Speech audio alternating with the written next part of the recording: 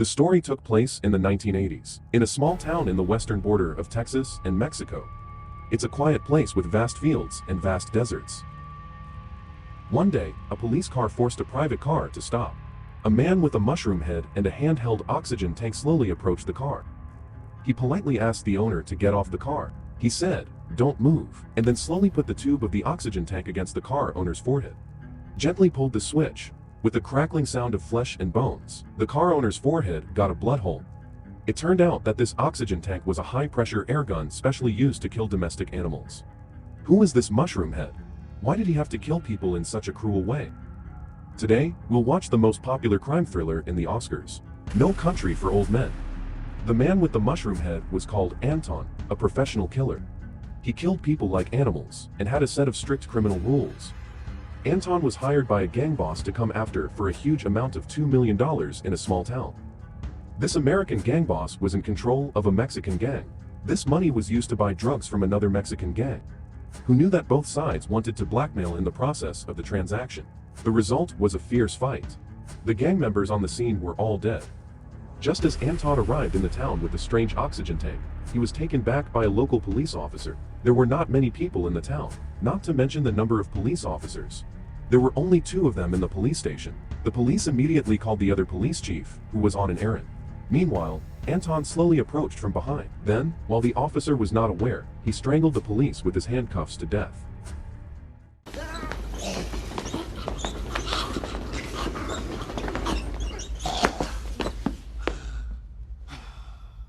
Anton then opened his gloves and took his air gun and left the police station in a police car.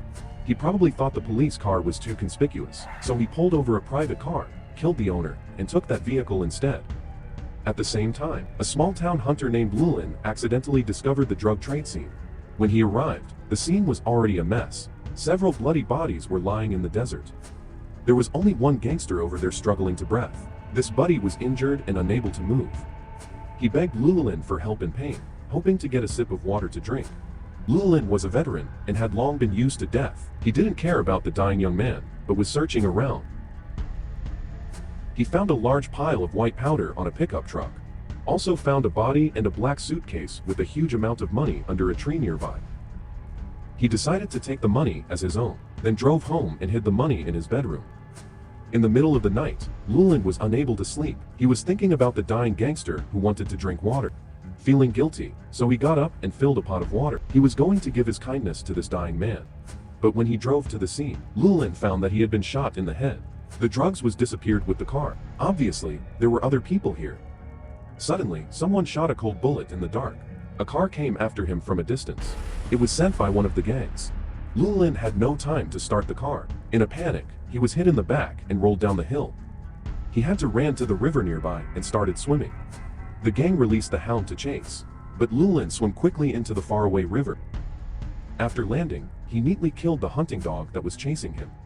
At this time, the sky was already bright. Llewelyn returned home safely. On the other side, Anton was on his way to the scene. He leisurely came to a grocery store to buy candy. In their chat, the shop owner casually asked him where he was from. This unintentional question seemed to touch Anton's nerve. He suddenly took out a coin and threw it in the air, asking the boss to take a guess. The boss felt confused, but still made a choice. What he didn't know was that if you don't guess, you're dead. If you guess wrong, you're also dead. This was Anton's form of punishment for people who deserved a chance. Fortunately, the boss guessed right. Anton didn't say much and left the shop, and inexplicably escaped. At night, Anton slowly came to the transaction scene. The 2 gangsters who chased Llewelyn last night had been waiting here for a long time. They pointed to the car left by Llewelyn, said the owner of the car took the $2 million away. Anton knocked off the nameplate of the car and also took over a tracker from them. With the tracker, Anton can locate the location of the suitcase and got back $2 million in it. After getting the tracker, Anton, without hesitation, shot the 2 in front of him. Maybe it's because he's used to go solo, or maybe it's just his bloodthirsty attempt to kill. Because the signal tracker had a distance range, so if he wanted to find the money, Anton had to get within the range first. The next day, Anton found Llewelyn's residence according to the registration information of the car plate. He opened the door with the air gun, but only found an empty house. It turned out that after Llewelyn ran home last night, he realized the seriousness of the problem. His car was still at the transaction site. They can easily find his address according to the vehicle information. This family location was not going to keep. After made a simple bandage on his injury, he also told his wife Carla about the money and asked her to go back to her mother's place to hide. He would take $2 million with him and temporarily hide somewhere. After the storm subsided, they could have this money eventually. Anton was a little depressed. He took a bottle of milk out of the fridge and drank it on sofa. Then he left and came to the nearby property center. He asked the staff about Llewelyn's personal information. Unexpectedly, she was a tough and principled woman. She refused him directly for the sake of protecting the residents' privacy. Unexpectedly, Anton did not kill her, but turned away directly. At the same time, the police chief Ed also came to Llewelyn's house and found traces of the door lock being destroyed. Ed just witnessed the tragedy of the transaction scene and recognized Llewelyn's car left at the scene, so he rushed to his house to investigate.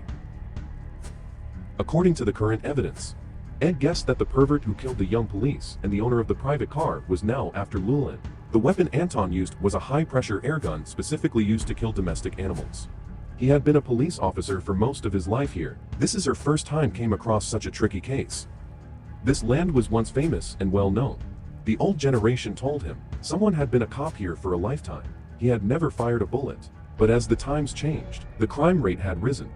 Not long ago, Ed just sent a 14-year-old boy to the death chair. Now, the world was full of perverts and murderers. Ed didn't find any useful clues in Llewelyn's house after thorough search. Meanwhile, Llewelyn had brought the money and went to a car hotel in room 138. He hid the box in the ventilation duct of the roof, and then went out to buy some supplies. When he came back, he found a strange car parked at the door of his room. He did not return to the room directly, but paid for a new room next to room 138. Llewelyn was monitoring on the wall. He heard 138 room was making some noise. Obviously, the gang had already found him. At the same time, Anton, who was driving around, heard the signal tracker started making alert sound, and the sound was constantly increasing. Then Anton also found room 138. He also opened an empty room next door, then walked slowly to room 138 with an air gun and a silencer. He opened the door using his old tricks. Then Anton turned on the killing mode.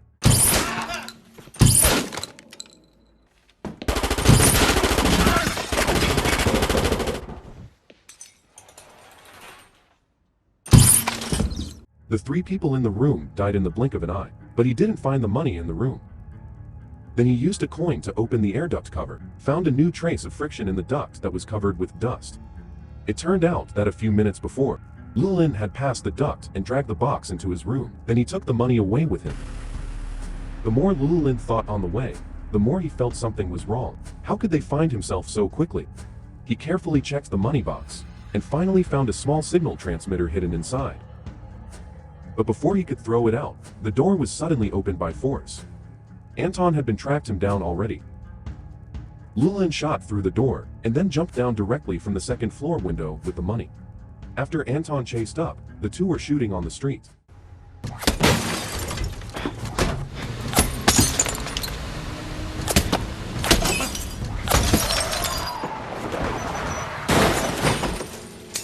This was the first confrontation between them. One was a professional killer, the other was an experienced soldier. No one can kill each other easily. Finally, Llewelyn grabbed a car and drove away to the border of Mexico. In a panic, he didn't have time to think, but threw the box over the high fence by the road. Then he bought a clean coat from the passerby, hid his gunshot and blood on his body. He pretended to be drunk and smoothly passed the border security checkpoint. After arrived in Mexico, he was sent to the hospital by a few local singers. When he woke up, Llewelyn found a strange man sitting next to his bed. The man called himself Carson. He was another killer hired by the gang. Although the gang hired Anton, the boss was still very worried. So he sent more people over, those who gave the tracker to Anton, and the 3 people who were killed in the room 138. They were all sent by the gang boss, who knew they all died in Anton's hands. In the eyes of the gang boss, Anton had been completely out of control. So he hired killer Carson again.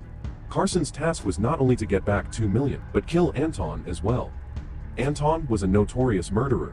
He had a set of strict and perverted rules. This set of rules was even above money and death.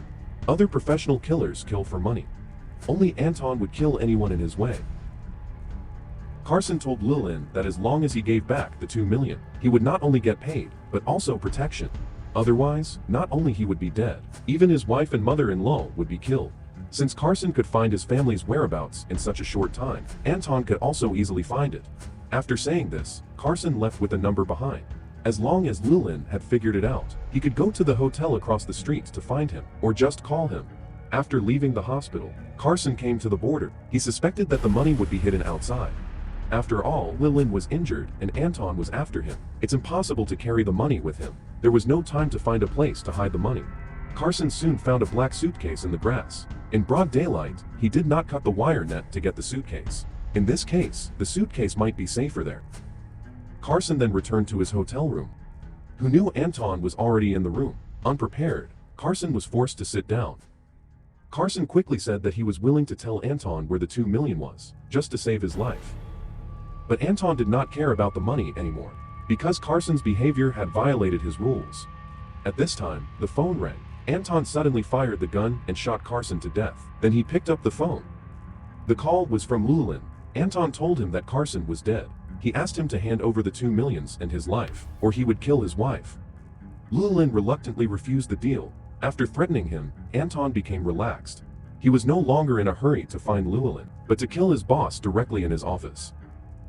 In his opinion, the gang leader also violated his rules. Since he had hired him to chase down Llewelyn, he should not hire other killers. After hearing Anton's threat, Llewelyn hurried back to the United States. He played an emotional card as a veteran soldier and finally got back after taking back the money. Then Llewelyn called his wife Carla immediately. He wanted his wife to go to another city to meet him. Carla was very scared. She hurried to pack up and took a taxi to the bus station with her mother. However, suspicious car followed behind them. These people in the car were Mexican gangsters. They were selling the drugs on the scene and were also looking for the money. After a thorough investigation, they decided to follow Llewelyn's family. They guessed that Llewelyn would definitely meet them, so as long as they kept monitoring, they would catch Llewelyn and the money. Just when they arrived at the station, Carla called the police chief. It turned out that not long ago, Ed found Carla and told her that Llewelyn was chased by a professional killer, Anton. The situation was very dangerous. Hoping Carla could tell him where her husband was, Carla didn't want to tell him, but now she was extremely panicked and informed him the address of the hotel where they were about to meet. Meanwhile, the Mexican gang that was following Carla and her mother pretended to be passionate strangers. Carla's mother put down her guard and told them where the hotel was. Both sides drove to the target hotel at the same time. Unexpectedly, Ed was to be one step late again. When he got there, he only saw a few gang members running away from the scene, and Llewelyn already died in the hotel room. Llewelyn escaped from the professional sick killer, but he didn't survive from the Mexican gangsters. Ed felt a deep sense of helplessness. All he could do was to comfort sad Carla. After the police cleaned up the scene, the police chief, who was not reconciled, came to the room where Llewelyn was killed. He found traces of air guns being fired at the door. Anton might still be inside. He took a deep breath, pulled out the gun, and pushed the door open. There's no one inside, and the roof ventilation cover was torn down.